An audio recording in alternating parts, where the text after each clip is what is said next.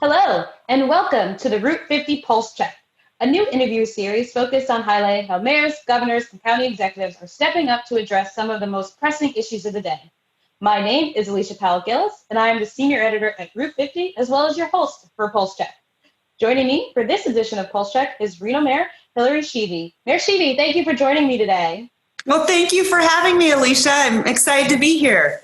Excellent. Let's get started. As I mentioned, we're talking about the most pressing issues of the day, and there is no more pressing issue than the election. And while we still await to get that final confirmation of our president-elect, I really do want to talk to you about, regardless of the outcome, just what do you hope to see in terms of the relationship between the federal and local governments going forward in the course of the next 4 years? And what do you hope to see change? Well, it's certainly an exciting time. Obviously Nevada is on the big board right now. So that's really interesting to see all the energy and sort of the emotions that are happening throughout my city, right? And so I think there's a lot of excitement. And then I also think there's, some stress. And so we all kind of know that it's, politics can be divisive and stressful. And so I think right now there's a lot of optimism. So I'm really excited about that. But it's very interesting to see Nevada on the big board with some of the other states that are sort of deciding, this final outcome. But anyway, I would say that I'm really fortunate here. I have wonderful representatives at the federal government on both sides. My Democratic representatives and my Republican representative are amazing to work with. So I feel like I've been really lucky and fortunate to sort of have that voice in Washington. And then obviously mayors are very connected to Washington. We visit every year. The Conference of Mayors gathers together, and we go there and sort of lobby and talk about our agenda. And, we were really, really tied in with the Obama administration, literally could just pick up the phone and call someone, on a dime, right? And that administration was really beneficial to mayors. They really understood sort of the structure of cities and the things, how we have to work together at the top all the way to the bottom, because we can both have so much effect on each other. And if we're not communicating, obviously, that can be problematic. And so, I would say that the last 4 years, we haven't had that sort of relationship with, the administration. And so, I'm hoping that, we start to see, much more movement when it comes to understanding the importance of cities and the decisions they have to make and being the partner on the federal level. Great. So in addition to, I know we all talk about the presidential election because it's the hot, sexy topic of the day, but let's not forget there have been many local elections, particularly elections for new mayors, for instance, in Baltimore, Honolulu, et cetera. So I'm just curious, considering how long you've been mayor, what advice do you have for those mayor-elects about how to manage this transition period? Well, it's certainly an interesting time for a new mayor to sort of come in during this time, obviously, right? Certainly in a pandemic, and we've had a lot of unrest in our cities. And so I think, first of all, congratulations for anyone that runs for office, because it's not easy. And also clearly having a passion for their community shows, certainly if they're running in this time, that they love their community more than anything. It's definitely a different time, I would say. I've been mayor for 6 years now in the city of Reno, and it's changed a lot. And I think that's probably because of the political dynamic. But as mayors, we're really connected with our community. We're on the ground, right? We know everyone in our communities, like when we go to the grocery store, or if we are attending a baseball game or things like that. Mayors are really, really accessible. And that's what's so great, is that you're so embedded in your community. And also, you don't hide on that sometimes, I think, federal level that we see. So mayors really have an opportunity to connect and make such a huge difference in their communities. So I would say to the new mayors, congratulations. And it's going to be sometimes the best job in the world, and maybe at times the worst job in the world. But at the end of the day, you make a difference, and you know that that you just have a tremendous love and compassion for your entire community. So that's why it's so great to really be a mayor. And I wish these new mayors all the best of luck, and I can't wait to meet them. Excellent. Well, as you alluded to, these are interesting times, mostly because we are still continuing to deal with the effects of the global pandemic. So I'm curious to hear from you in Reno. How are you handling COVID-19? How's the city's response going, and where are you seeing your trajectory in the next few weeks? Well, obviously, it's been really interesting because we've had to shift so much. And it's interesting in the fact that the things that we were working on before the pandemic seem, sort of minor in a sense compared to what we're working on now, right? Because this has such an impact in our communities on every single level. And it depends on the structure of the local government, because everyone sort of has a different structure. Our structure actually is through the county side, from the public health and human services side, right? So it's different from the city side. We don't really have that connection with the county.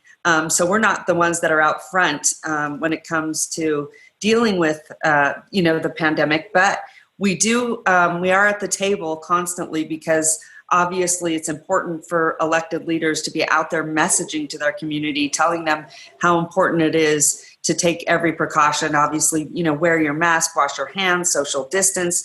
That's really important too. And it's important for us to be partners, but we also have a different structure when it comes to the health department, right? They're not in the city purview, they're in the county purview. So it is a little bit different, because I know in other cities, other mayors, the health department is in their purview, right? So those mayors typically have more control, I think, of the process and the infrastructure and the communication.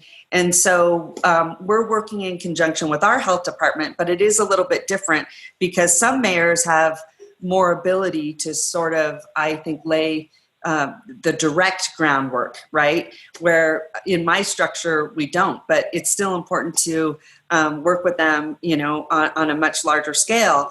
And I really felt that it was important to have a sort of a working group in my community, because what I would say, one thing about mayors is we're used to other issues like fires and floods and things like that, right? We're not used to pandemics and bringing our medical community into local government. That's something that, really has never been, a situation we have ever faced, right? So it's really been interesting reaching out to the medical community, our, public health community, people in our community that typically don't come to the table when you're, working with government. And that's been really interesting, but it's also been really rewarding to see what incredible community I have of, public health, activists, right? And physicians and epidemiologists, just at every level in the community, and ready to step up and ready to help, right? And our first responders. And so I think it's been a completely different dynamic than what mayors are used to. Like I said, we're used to working with our fire departments, our police departments, and now we're working obviously with our medical community. And one thing is, I got really engaged and brought in a working group of all these medical experts in the community, and we came up with an idea to build a very comprehensive model, a COVID risk meter, and it's at covidriskmeter.org. And it's really where we take a lot of data points from ICU hospital beds and how many positive cases and how many people have been tested. And we came up with a meter much like you would see with your burn code, your pollen count. So, you can gauge, what the risk is of COVID-19 in your community, at this time.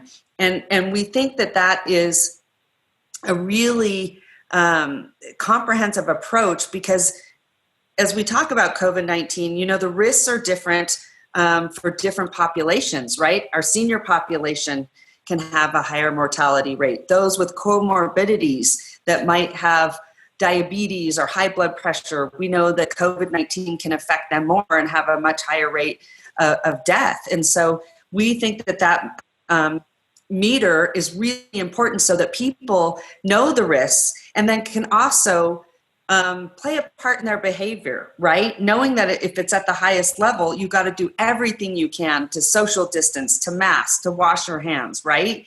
And it really also puts the power back into your behavior. And it also gives us a gauge in our community. How are we doing with those practices, right? So if the meter is going up, we know that behavior is really sort of the biggest outcome of why that meter goes up, right? So then we know we need to be messaging more. If it goes down, then we know we're doing all the right things. So it's a really great way to gauge. And I've been super fortunate to have these community health partners at the table rolling out this initiative. And it's really become something that the community knows where we're at, because I think, when the pandemic started, we would see all these numbers, but people did not know how to assess them or what they even meant, right? So this is a very, very simple way, like I said, like the pollen meter, and many of us have allergies, right? Well, when our allergies are sky high, we know not to go ride our bike,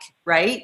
So, or go outdoors and, maybe hiking or whatever, those kinds of things, because we know the risk is high. So this is very similar in that sense. And so that was a big initiative that I wanted to put together to make sure our community could be able to decipher that data and that information in a very productive way. And I just took a look at it, and it's very succinct. It's very clear. Like, you get the information like that, to your point about the numbers, where you just don't understand. There's all this data at the beginning, and most people are not experts in public health. So it is a nice, clear way to just be like, this is your risk, and now act accordingly. So I want to stay on that point really quickly about, as you were talking about, you're using your bully pulpit basically to help influence behavior. But we are now 8 months into the pandemic. Everyone has talked so much about COVID fatigue. And not only that, we are approaching the holiday seasons, and people have maybe not seen their families for like a year. And so with all of that in mind, how do you anticipate maybe messaging differently? What are there different things you're going to say, if there are different formats or different mediums you're going to try to help people understand why they still need to do what's in their best interest and what's in their family's best interest? Yeah, I think you make a great point, because I think you're right. I think people absolutely have COVID fatigue, right? And I think that has been a struggle, certainly throughout cities, of how do you message that? Because everyone's so tired of hearing it, right? And one of the things that we're getting ready to do, and I think this is really important, because I think the media also has COVID fatigue as well, and rightfully so. And to your point, we're going, what I believe is going to be the most difficult 6 months ahead of us.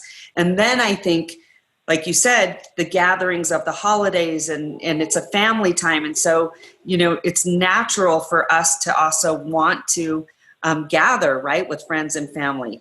And I think, that's one thing that we really have to message. And we're working on this communication initiative at the City of Reno.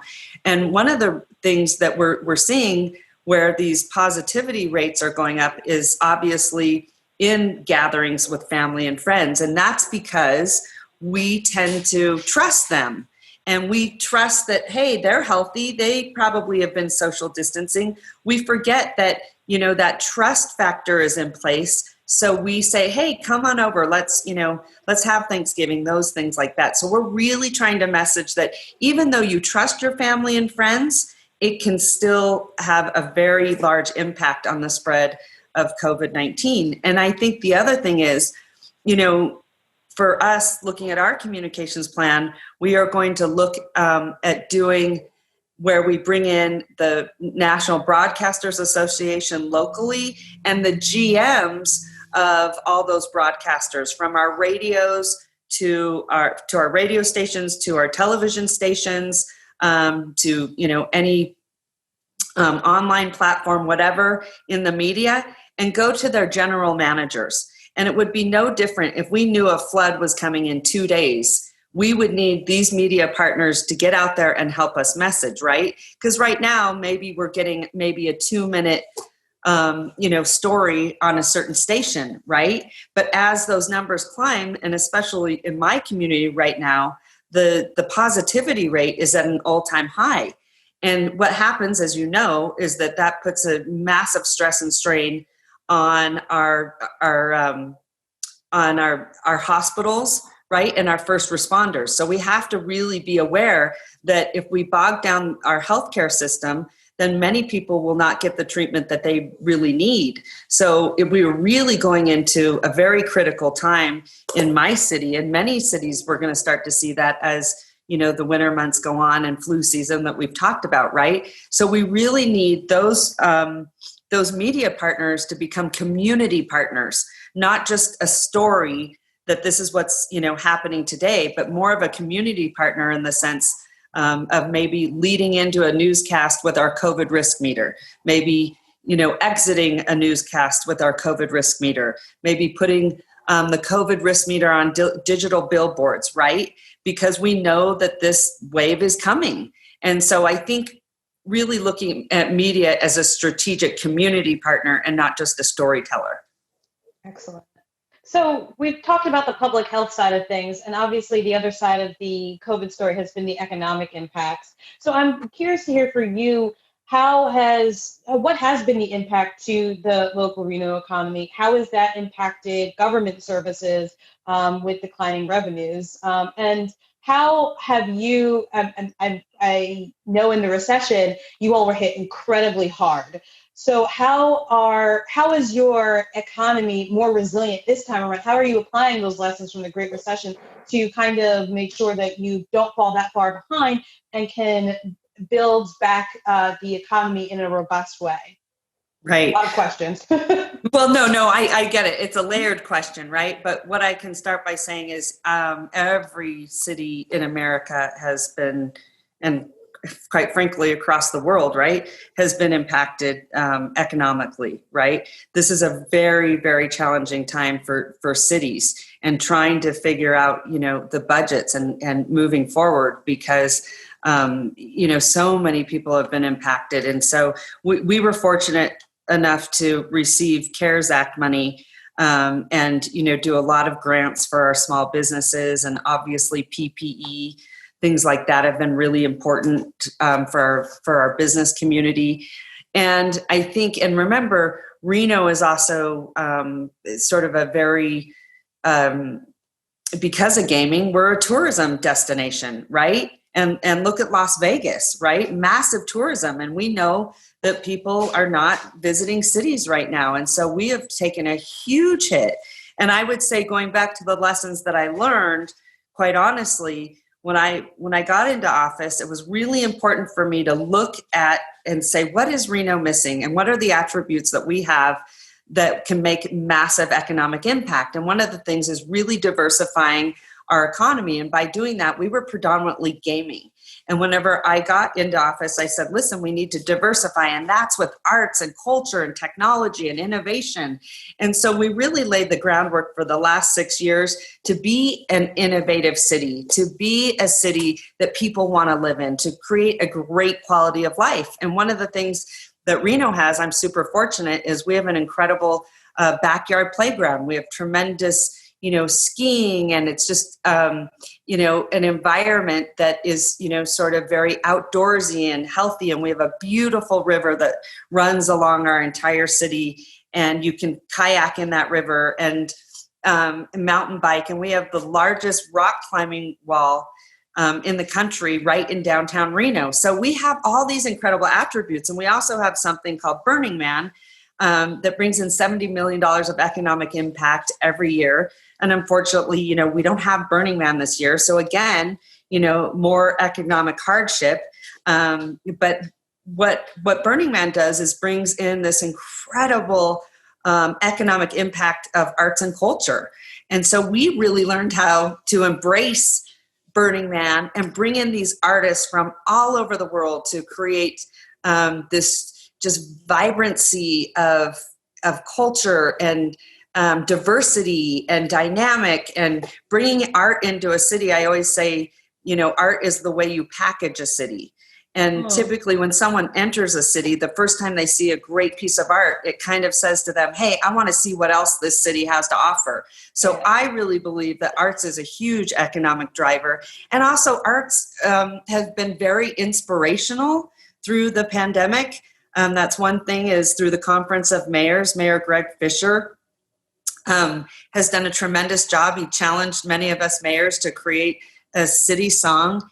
And so we all did. And it really kind of showed our community that the arts were still alive and well during this pandemic, because the songs were very uplifting and inspirational. And it was also a way for us to keep our artists in the community engaged. And I think that's important, that we can't forget. We have to reach out to our arts community. And that means, our food movement, that's just as important. And we know our restaurants have been heavily impacted. So you have to really shift and reach out to them and come up with very collaborative ways to work together.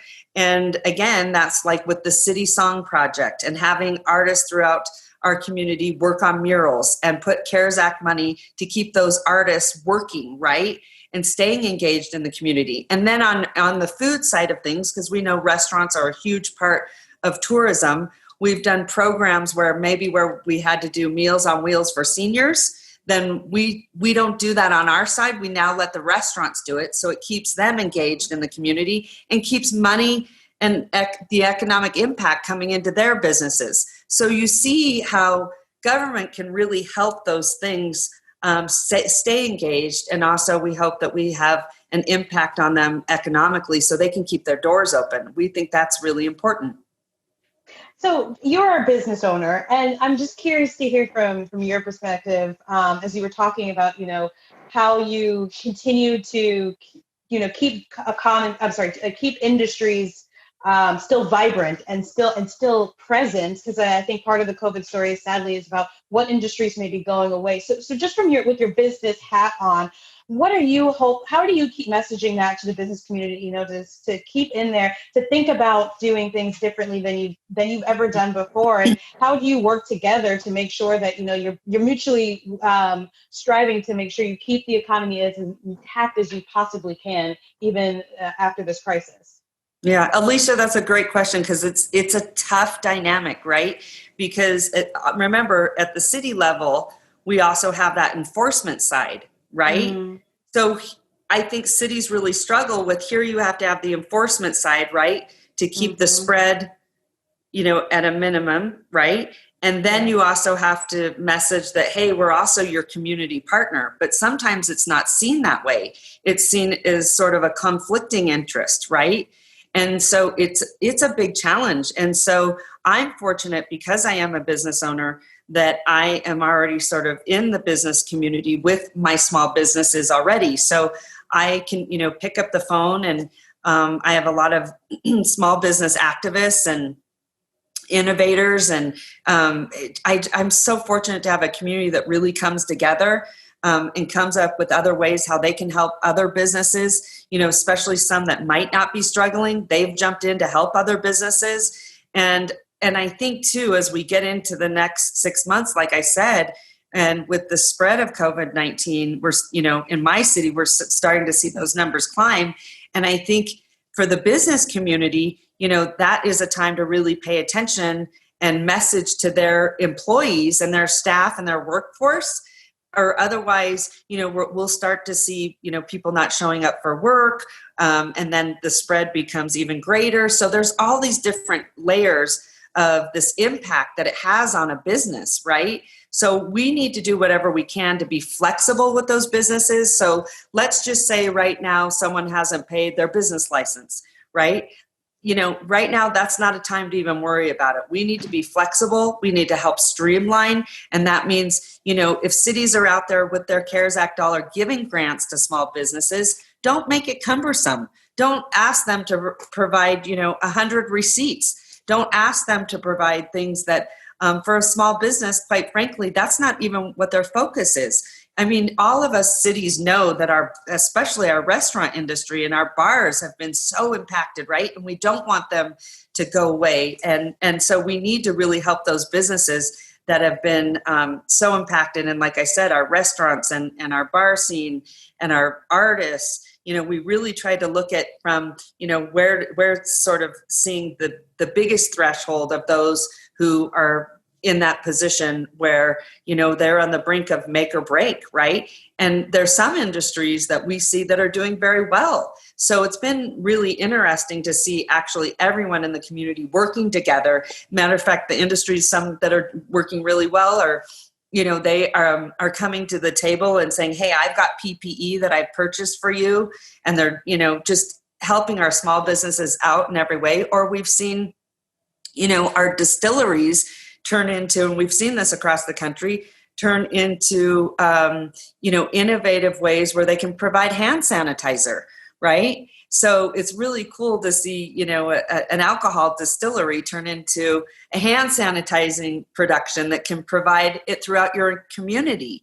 So we see a lot of that, but I think too, it's a difficult place to be because you're also the enforcement side of saying, hey, businesses, you really need to make sure everyone is wearing a mask. You really need to make sure that you're keeping, social distancing at the forefront of your customers to keep our entire community safe. So it is a balance, right? Because one minute they see you as an enforcer and then they see you as a partner. And so you have to really keep messaging, we're doing this for the betterment of all of us so we can keep our economy going. So all the things that we've talked about have obviously required a great deal of leadership. So I'm just curious to hear, as you've gone through the struggles of 2020, how has that kind of altered or maybe even reinforced your idea of what leadership actually is? It's I definitely will tell you it's the toughest thing I have ever been through. I had to go out there and originally, when we had to close businesses, that's something I think it's hard to imagine what it's like to feel like, economically you are, decimating a city economically, right? Like that it's so uncomfortable and it doesn't feel right at all. It's just something that's so foreign, right? Because we're so driven on, how do we keep a community, economically viable, right? And especially in cities, because that's how we create a great quality of life with being able to fund our parks, being able to fund our public safety, our police officers, our fire, right? So we live and die sort of by the economics in a city. And so, but you have to be able to know in your heart of hearts what you're doing is the right thing to keep your city safe, right? That we've learned a lot about COVID-19, obviously, in the last 7 months. So we're in a much better position to be able to handle it with therapeutics and better ways throughout our healthcare system. But I would say, certainly in the beginning, it wasn't like that. We needed time to sort of slow down the process to get the infrastructure in place that we didn't have. I mean, we had to set up a 700-bed facility in a parking garage, right? Those kinds of things that we would not have been prepared for had we have not sort of slowed down and closed business at the appropriate time. And it was really, really hard. I don't think I slept for about 2 weeks straight. I mean, it was the toughest thing I've ever had to do. And, there's other bigger impacts as well. And I think we haven't talked about this enough actually across our country, but, we're talking about these second and third waves of COVID-19, right? But to me, I think there's even a bigger tidal wave, and that is the mental health aspect that this is going to create throughout our entire country. And we already had massive challenges with mental health, right? So now we're going to put that on top of this pandemic. And I think actually it's going to be the largest pandemic that you could possibly face in the United States. And I think that we have been so far behind in funding mental health and coming up with much better behavioral health policies. To me, that is it's so important. And look, you're seeing people that are struggling with mental health that never did before, like these small business owners, right? Mm-hmm. They are starting to have massive anxiety and PTSD, and rightfully so. And what about the mom that has to stay home with her children, and now she can no longer work because she's got to stay home with the kids and then also become their teacher, right?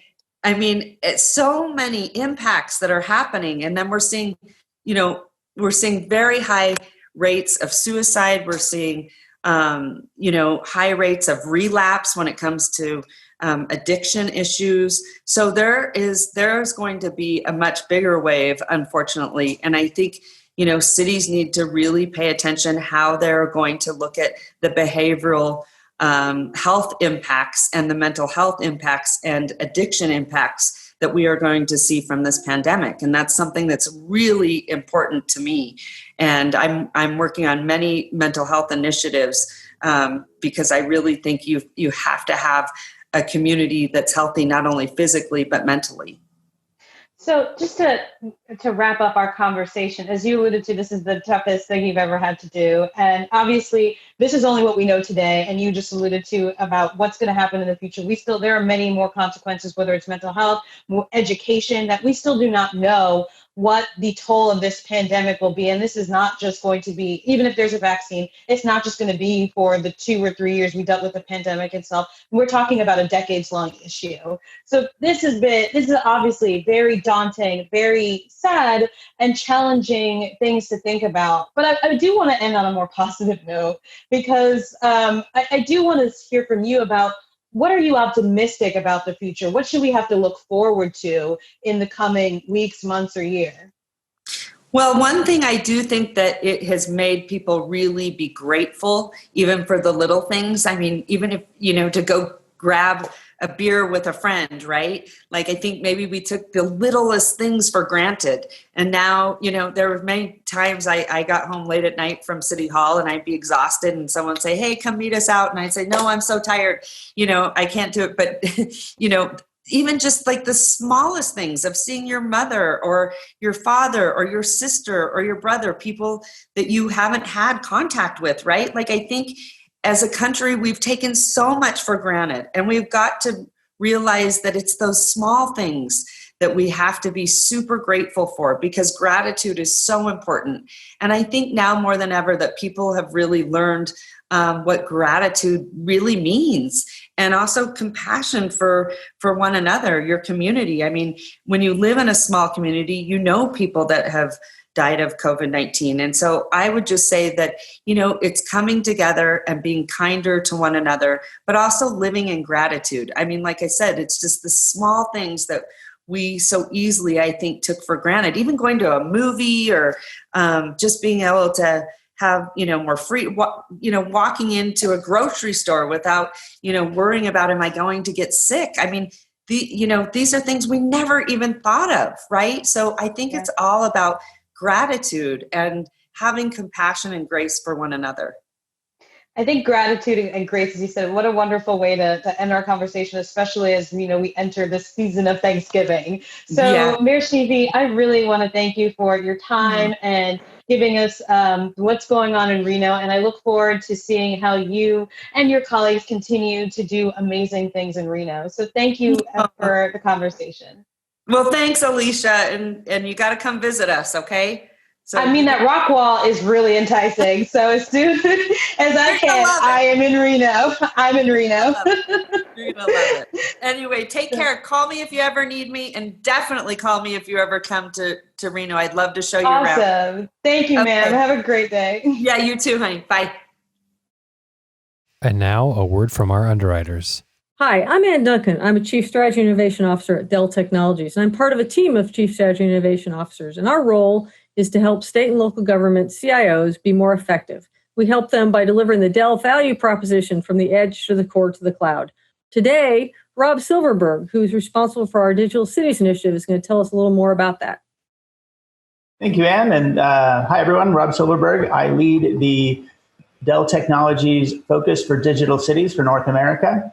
I've been focused on our smart city strategy for the last 5 years. And what I've seen is that there's been a great evolution over the last few years in terms of what was experiments with technology several years ago are now producing real actionable results for our city customers. These sort of results that we're seeing are improvements in transportation, improvements in public safety, the ability to become a more data-driven city, and leveraging new data sources from connected devices, as well as data sources from across the city organization for actionable intelligence. So the real outcomes that we're working on and hoping to work on with our city customers going forward are producing real manageable results from our smart city initiatives.